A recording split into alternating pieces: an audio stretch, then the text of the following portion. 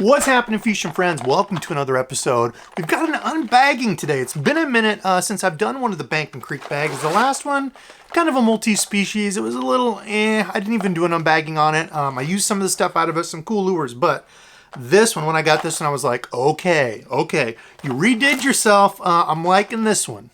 First thing in the bag, you got a Booya covert spinnerbait. Covert series is one of my favorites. I also grabbed one of these to show you. If you didn't know, LureNet owns both War Eagle and Booya.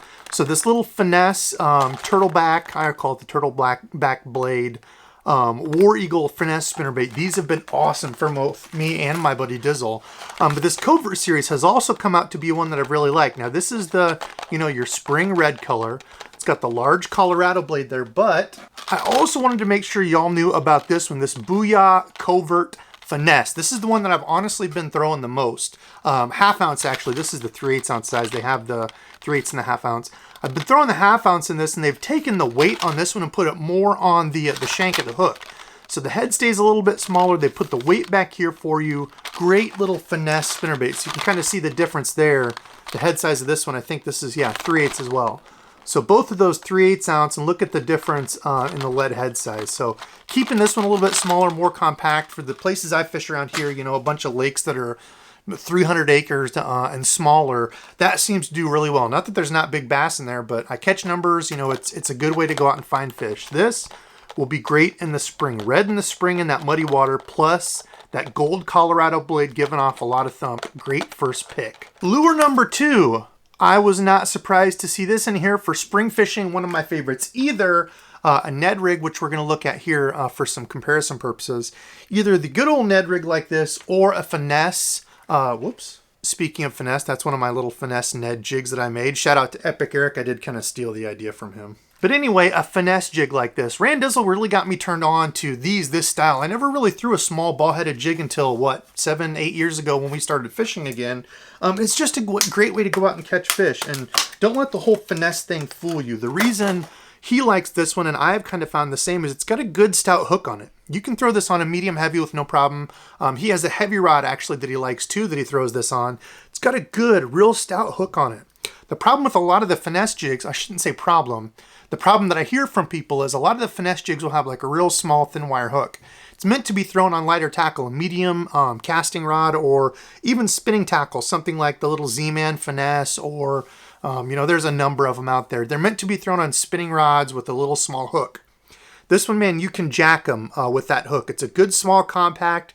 Randizzle even actually takes and cuts the skirt up just a little bit more to make it even more of a compact little profile. This color is the Phantom Brown Craw. Good color, brown, some reds in it, green pumpkin, a very natural looking jig color bait. I like how they even have the barred silicone skirting in there, so it gives it that bar effect. But yeah, great jigs. Can't say enough good things about these. Maybe someday if they'd come out with a 5/16. Okay, next is one that interests me. This is the Rebel Track Down Ghost. So this is a type of little jerkbait that I've honestly not ever thrown. I believe it's a sinking. I think guys use these for trout and other things, but I could see ways of this working over the grass, especially, with spring coming up, the next few months. It's going to be here before we know it.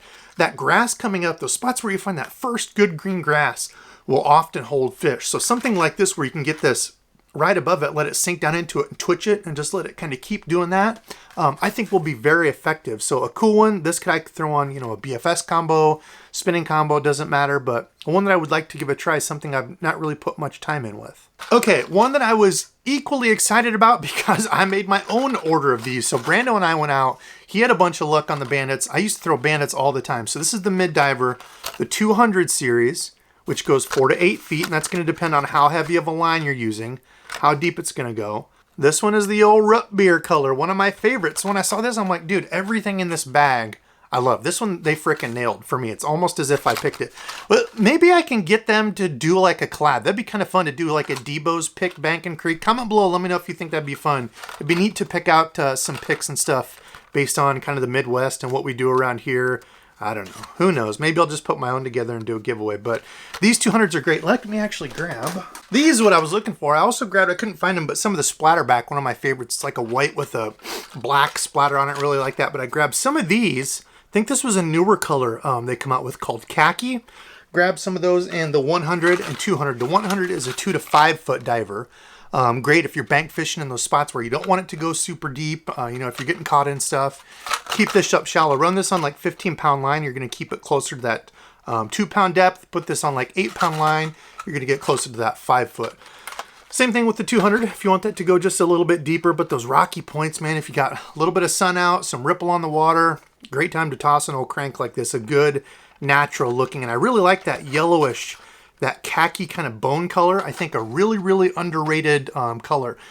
Speaking of, they actually came out with some of those covert spinner baits in that bone color. I ordered a bunch of those. It's been a while ago I've showed you those, but really like that color in a spinner bait too, because usually everything's white, right? Like the belly of this, like a bright white. This also does have orange on it, but khaki color is really nice. I got some of those splatterbacks, and then I got some red ones, a couple different in 100 and 200 size, spring and red.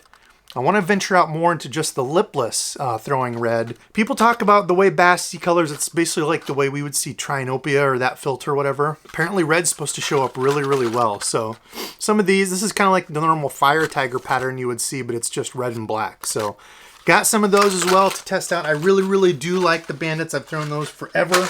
So good pick in there. Let's just stay with the crankbaits. I want to kind of mod this one. I've been thinking.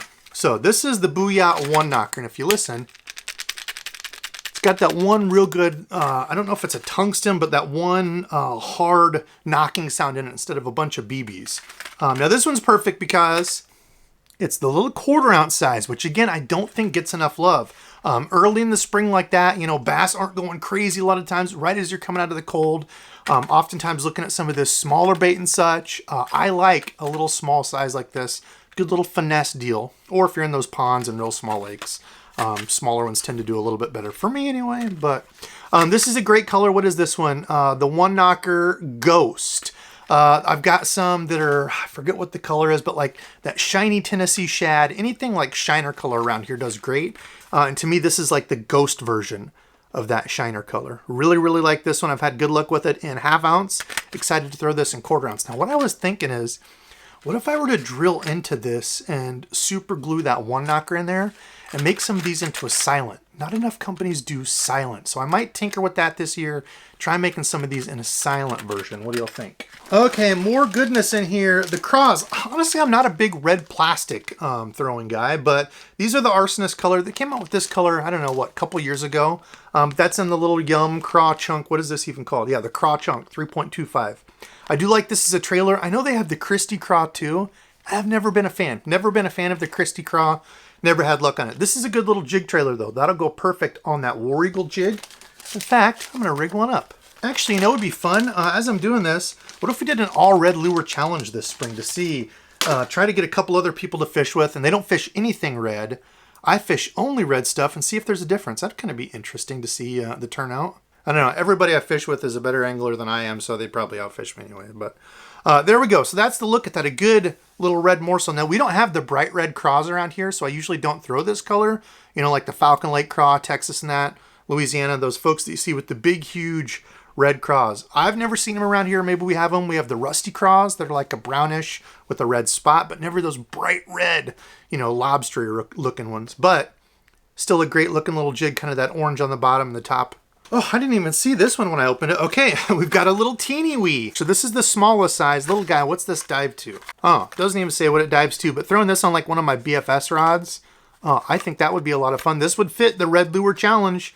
Gonna have to save this, all red stuff only. Okay, and last are the two I'm most excited about. I never got any of these when they came out. This is the Rebel Live Flex Shore Shiner. So the cool thing with these is they come out with the new keg head. So they all come with two that are pre-rigged, I think 1/10 and 1/16 ounce maybe.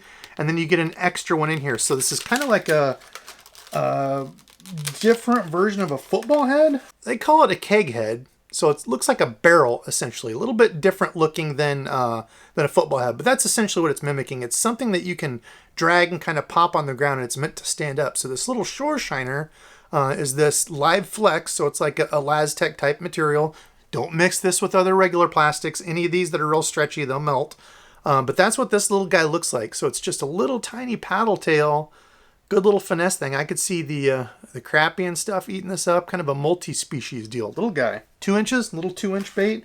And like I said, it comes with the extra head in there and then 2 that are pre-rigged. It's very soft, interesting looking little bait. I think that one will definitely get bit. This color was called Smalley, but could look like a little baby bluegill, you know, kind of that perchish. Can mimic a bunch of different things. Pretty cool. This was the one I was the most excited about when they showed all these. This little tiny finesse craw. This is Texas Red. Again, fitting our all red. I'm gonna have to get these all rigged up and set aside to remember it, because good chance I'll forget about the all red challenge. But this is the Rebel Creek craw. So fitting for that to be in the Bank and Creek kit. As always, I'll leave my link down below for the Bank and Creek bag. Of course, you can use my code DEBO15. Save you 15% not only on this, but any of the other lures. So if you want to pick up some Bandit square bowls or some spinnerbaits, whatever, save a little bit of dough. Yes, I do get a little kickback, so it helps the channel as well. So I appreciate you if you use it. If you get it somewhere else, I still love you. This little guy, look at this tasty little morsel. Good Elastechy, you know, stretchy, they call it their Live Flex plastic. Now I grabbed, just to show you for size reference, these are the TRD craws, and these are already a very small little plastic. See the difference there? These are like super tiny micro finesse. And I'm assuming this floats, so these little claws here will float up. But that's a very little tiny finesse little morsel there. Or remember how I was talking about that TRD earlier? Look at that. That size compared to a TRD, just a little tiny craw. Those times when you see those crawfish hatches or whatever, where you see the bank and you just see tons and tons of these little tiny crawfish scurrying around. There's a way you can maybe use the lightest weight of this and look like one of those little dead ones falling around the rocks. I'm sure those bass are just going crazy when those craws spawn like this. So again, that red color, not necessarily the color we have around here of craws, but I think this will get smoked. Again, same thing. You get a number of those in there with the 2 pre-rigged and then the 1 extra one in there. So that's the bag. Comment below and let me know what you think. I think they did a darn good job on this one. Some interesting little lures. My 2 bets, if I had to bet what I'm going to catch the fish on, it's going to be this. Most excited to throw this one. I think that's just, I can't help getting crushed. And this little lipless. Liplesses around here do great in the spring. There's also a couple weeks in the fall when we usually crush on them. But there we go. Comment below and let me know what yours was favorite of out of all these. Well, fishing friends, stay tuned because I've got some more cool unboxings coming. Some stuff that I got from subscribers that is really, really neat. Some other rods and reels that I picked up. You know, got some fishing video stuff. Hopefully, I'll be able to get out on the ice tomorrow and catch some fish for catch and cook. But that's it. Comment below and let me know again out of all these which was your favorite, and if there's a specific video on a piece of gear you want to see next, because I want to get the reviews going, and if there's one that everybody's really calling out, I want to get that out there as well. So anyway, I gotta edit. Love y'all. Thanks for watching. Until next time.